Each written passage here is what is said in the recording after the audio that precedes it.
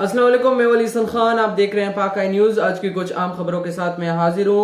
आज हम बात करेंगे इंटरनेशनल पॉलिटिक्स, ईरान और अमेरिका का जो टेंशन है उसके वाले से बात करेंगे। पाकिस्तान की जो डोमेस्टिक अपडेट्स हैं उसके वाले से भी आज मैं आपको कुछ खबरें देने वाला हूँ। बड़े दिन हो गए पाकिस्तान की डोमेस्टिक अपडेट्स के बारे में भी मैंने आपको नहीं आगाह किया, तो उसके बारे में भी आज बात करने वाले हैं। वीडियो को शुरू करते हैं। तो आज सबसे पहले बात करते हैं कि यूएस ईरान जो वार है उसके हवाले से बात करेंगे। अटैक जो है वो लास्ट मोमेंट पर रुक गया। जी हाँ, जो अटैक जो है वो लास्ट मोमेंट पे जो है रुक गया है। रिपोर्ट्स के मुताबिक जो है डोनाल्ड ट्रंप ने ईरान पर plan military strikes last moment पर कैंसिल कर दी। ये डिसीजन किसी एक वजह से नहीं बल्कि सऊदी अरब, कतर और ओमान के इंटेंस डिप्लोमेटिक प्रेशर का जो है वो नतीजा था।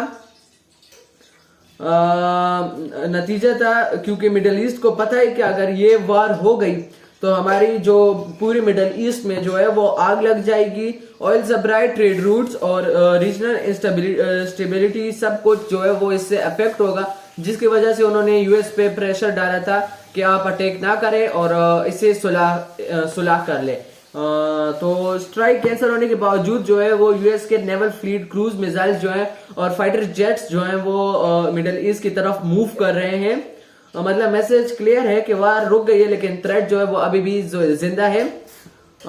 ये बताया गया है कि वार तो रुक गई है, अमेरिका ने अब वार नहीं करनी, लेकिन फिर भी जो नेवल क्रूज जो है, नेवल फ्लीट क्रूज मिसाइल्स और फाइटर जेट्स जो है वो मिडिल ईस्ट की तरफ मूव कर रहे हैं। दूसरी जो बिग डेवलपमेंट है वो है पाकिस्तान, तुर्की, सऊदी अरब जो है वो डिफेंस पैक्ट जो है वायदा हुआ है।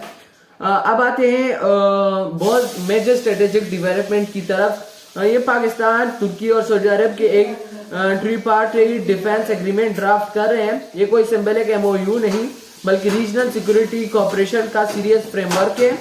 ये पैक्ट पुराने बायलैटरल एग्रीमेंट से बिल्कुल सेपरेट है। एम जो है उसका इंटेलिजेंस शेयरिंग है, जॉइंट डिफेंस प्लानिंग है और रीजनल इंस्टेबिलिटी का कलेक्टिव रिस्पांस है।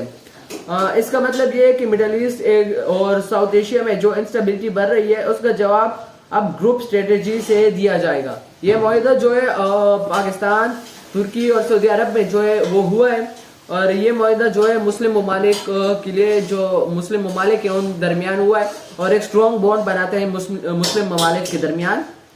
ये एक अच्छी जो है वो बिग डेवलपमेंट है और बहुत अच्छा जो है मुआहदा हुआ है, जिससे इंटेलिजेंस शेयरिंग हो सकती है और बहुत भी डिफेंस जो है वो प्लानिंग हो सकती है। तो ये एक बहुत अच्छा मुआहदा हुआ है। दूसरी अब बात करते हैं अफगानिस्तान के बारे में। तालिबान के अंदर जो है वो अब पावर स्प्लिट होनी शुरू हो गई है। अफगानिस्तान में जहाँ सिचुएशन बाहर से नहीं बल्कि अंदर से भी अब खराब होने लगे हैं। तालिबान की लीडरशिप के अंदर क्लियर फैक्शंस बन चुके हैं। एक फैक्शन जो है वो कंदाहार फैक्शन है जो हिबतुल्लाह अखुंज़ादा उसे लीड कर रहा है। हार्डलाइन आइसोलेशनिस्ट थिंकिंग का बंदा है।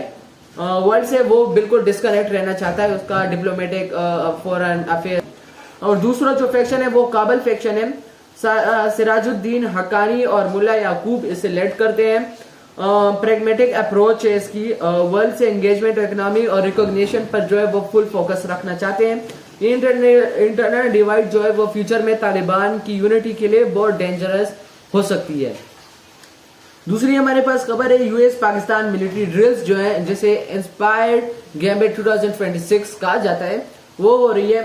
पाकिस्तान और यूएस के दरमियान joint counter terrorism exercise inspired gambit 2026 जो है वो चल रही है। इसका मतलब सिंपल है, चाहे पॉलिटिकल लेवल पर डिफरेंसेस हो लेकिन मिलिट्री टू मिलिट्री कोऑपरेशन अभी भी जो है वो जिंदा है, स्पेशली काउंटर टेररिज्म के एरिया में। पाकिस्तान की जो अब डोमेस्टिक अपडेट्स के हवाले से आते हैं तो फ्यूल प्राइसेस जो है वो क्या रिलीफ है या कोई स्ट्रेटेजी है, उसके हवाले से बात करने वाले हैं। पाकिस्तान जो गवर्नमेंट ने अगले 15 दिन के लिए पेट्रोलियम प्राइसेस अनचेंज रखने का जो है वो डिसीजन लिया है। पेट्रोल प्राइस जो है वो 253.17 रुपीज है और डीजल 257.08 रुपीज है।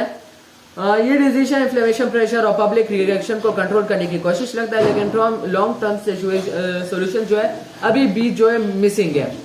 देखिए अगर फ्यूल प्राइस कम भी कर दें तो ये इतने देर तक कम नहीं रख सकते क्योंकि IMF का जो कर्जा है उसके प्रेशर्स पाकिस्तान पे होते हैं, जिसके जरिए जो कर्जा होता है वो पेट्रोल प्राइस को हाई रखने से उतरता है। तो ये IMF जो है वो इस पे पाकिस्तान की गवर्नमेंट पे प्रेशर डालता है, जिसकी वजह से ये मुआहदा जो फ्यूल प्राइसेस है वो ज्यादा देर तक नीचे नहीं रह सकती।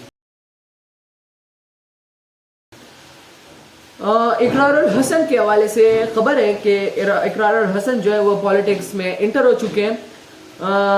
जो फेमस एंकर है इकरार हसन ने अपनी पॉलिटिकल पार्टी लॉन्च कर दी है। उनके पॉलिटिकल पार्टी का जो नाम है वो है पाकिस्तान अवाम राज तहरीक, उनके पॉलिटिकल पार्टी का नाम है।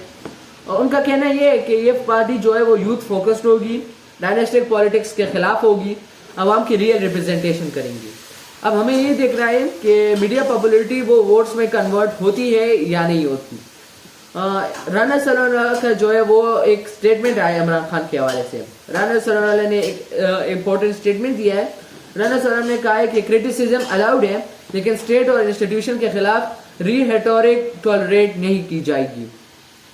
साथ ही उन्होंने ये भी कहा है कि पाकिस्तान डोनाल्ड ट्रंप को नोबेल पीस प्राइज के लिए सपोर्ट करता है क्योंकि उनका रोल पाकिस्तान इंडिया टेंशंस को डीएस्केलेट करने में रहा है।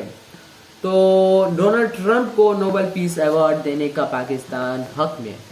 वो डोनाल्ड ट्रंप जो ईरान में बिना वजह किसी मुदाखलत के किसी दूसरे मुल्क के इंटरनल अफेयर्स में मुदाखलत कर रहे हैं, वो डोनाल्ड ट्रंप जिसने वेनेजुएला के प्रेसिडेंट को गिरफ्तार किया मदुरो को, वो डोनाल्ड ट्रंप जो अभी सोच रहा है कि ग्रीनलैंड पे हमला करे, इलीगल ऑक्यूपेशन करे, वो डोनाल्ड ट्रंप जो इजराइल की फुल हिमायत में है, इनको ये नोबेल पीस अवार्ड देंगे। एक जो बाकी गवर्नमेंट की मर्जी है लेकिन डोनाल्ड ट्रंप को पीस अवार्ड देना बिल्कुल अजीब बात है। इस्लामाबाद के जो एमटेक के हवाले से हमारे पास खबर है। इस्लामाबाद एमटेक की जो डेडलाइन है वो दे दी गई है, लास्ट वार्निंग दी है शहरियों को।